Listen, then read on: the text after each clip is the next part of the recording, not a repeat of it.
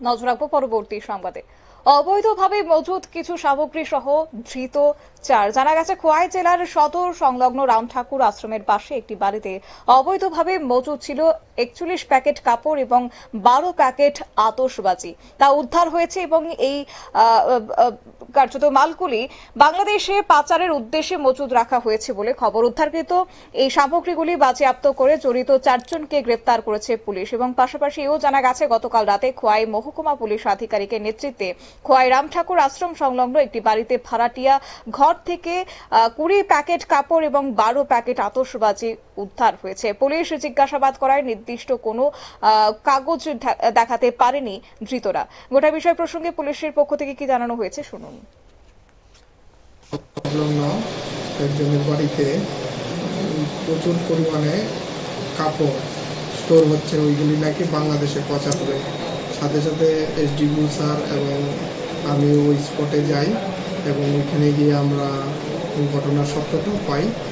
যথারীতি আমরা ওই জায়গা থেকে 3 জন লোক এবং 2টা গাড়িকে আমরা টিচিং করি, যেই গাড়িগুলি দিয়ে এই কাপড়গুলি এসেছে, এবং 3 জন লোককে আমরা জিজ্ঞাসা করলে তারা স্বীকার করে যে এইগুলি তারা নিয়ে এসেছে, কিন্তু তারা এই কাপড়গুলির এগেইনস্টে কোনো ডকুমেন্ট প্রডিউস করতে পারে না পারাতে আমরা ওই সবগুলি কাপড়ের মোটামুটি 20 বান্ডিল, ওইখানে আমরা 20 বান্ডিল কাপড়ের প্যাকেট পাই, ওইগুলিকে সিজ করি। সাথে আমরা কিছু আবার বাজি প্যাকেটের পাই, ওইগুলিকেও সিজ করি। সবগুলি বাংলাদেশে পাচারের উদ্দেশ্যে ওইখানে স্টোর হচ্ছিল এবং ওইখান থেকে আমরা 2টা গাড়ি সিজ করি এবং 3 জন লোককে ডিটেইন করে থানায় নিয়ে আসি।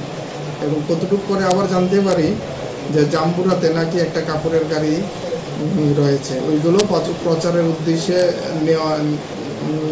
উদ্দেশ্যে যাচ্ছিল। সাথে সাথে আমরা ওই জাম্বুরাতেও যাই এবং ওইখান থেকে একটা গাড়ি সাথে লোডেড কাপড়ের বান্ডিল সিজ করি এবং ওই গাড়িতে 21 বান্ডিল কাপড় ছিল।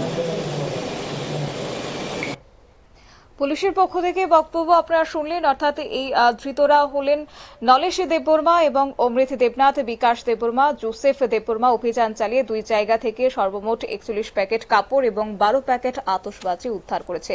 তাছাড়া 3টি বুলেরো গাড়ি আটক করেছে পুলিশ এবং আজ বিকেলে ধৃত 4 জনকে খোয়াই জেলা আদালতে পেশ করেছে।